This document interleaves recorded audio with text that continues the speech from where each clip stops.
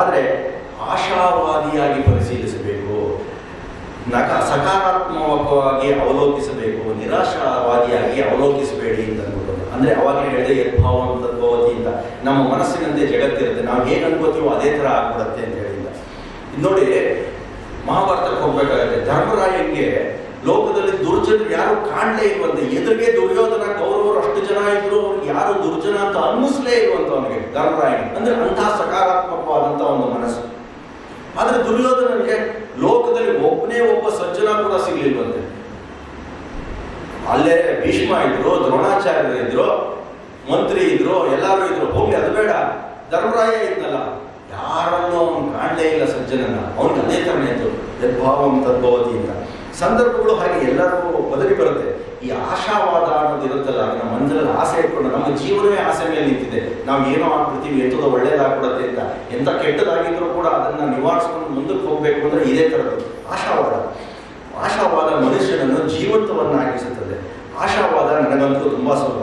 ನಾನು ಯಾವಾಗಲೂ ಆಶಾವಾದಿನೇ. ಯಾಕೆಂದರೆ ಆಶಾವಾದನೆ ನನ್ನ ಅಮ್ಮನೂ ಹೇಳ್ತಿರ್ತಾರೆ, ನೀನು ಆಶಾವಾದಿ ಕಣೋ ಅಂತ.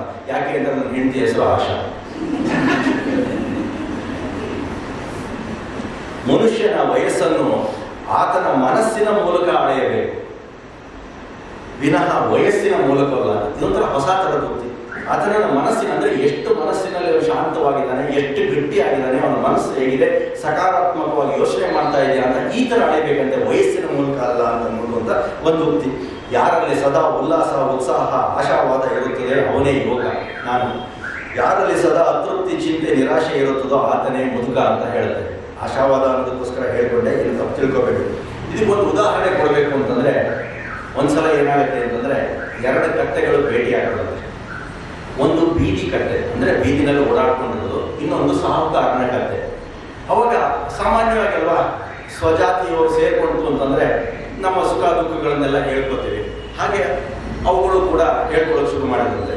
ಬೀದಿ ಕತ್ತೆ ಹೇಳ್ತಿರ್ತಾರೆ, ನೋಡಪ್ಪ ನಾನು ನಿಮಗೆ ಸಿಕ್ಕಿದ್ದ ದಾರಿನಲ್ಲಿ ಏನು ಸಿಕ್ಕುತ್ತೋ ಅದೆಲ್ಲ ತಿನ್ಕೊಟ್ಟಿರ್ತೀನಿ, ಈಗಂತೂ ಹುಲ್ಲೇ ಸಿಗಲ್ಲ, ನನಗೆ ಕಾಗದ ಸಿಕ್ಕರು ಸಾಕು ಒಂಥರ ಪಂಚಭಕ್ಷ ಪ್ರಮಾಣ ತಿಂದಂಗೆ ಆಗತ್ತೆ ಅಂತ, ಅದಕ್ಕೆ ಒಗ್ಕೊಂಡು ಹೋಗಿದ್ದೀನಿ ಅಂತ.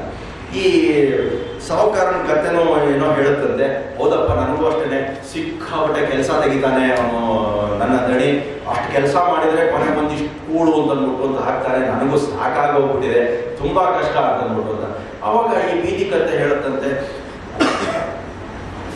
ನೀನು ಹಾಗಾದ್ರೆ ನೀನು ಯಾಕಪ್ಪ ಅಲ್ಪ ಅಷ್ಟೊಂದು ಕಷ್ಟ ಪಟ್ಕೊಂಡು ನಿನ್ನ ದಣಿಗೋಸ್ಕರ ಕೇಳ್ಕೊಂಡು ನೀನು ಅಲ್ಲಿ ಕೆಲಸ ಮಾಡ್ಕೊಂಡಿದ್ಯಾ?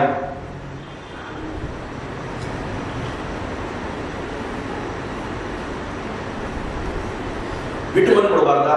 ನಂತರ ಹೇಗೋ ಹಾಗೆ ಒಂಥರ ಜೀವನ ಮಾಡ್ಕೊಂಡಿರ್ಬೋದಲ್ಲ ಅಂತ ಅಂದ್ಬಿಟ್ಟು.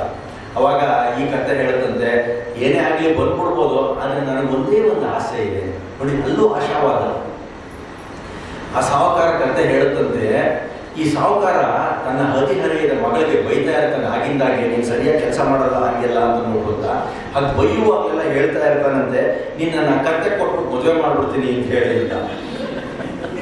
ಆತನ ಮಗಳ ನಿರೀಕ್ಷೆಯಲ್ಲಿ ಆ ಭರವಸೆಯನ್ನು ಇಟ್ಕೊಂಡು ನಾನು ಎಂಥ ಕಷ್ಟ ಬಂದರೂ ಕೂಡ ನಾನು ತಡ್ಕೊಂಡಿದ್ದೀನಿ ಅಂತ ಅಂದ್ಬಿಟ್ಟು.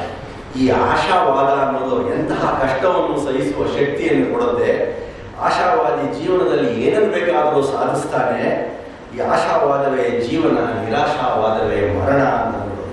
ಈಗ ಗೊತ್ತಾಯ್ತಾ ನಾನು ಯಾಕೆ ಆಶಾವಾದಿ ಅಂತ ಹೇಳಿದ್ದ?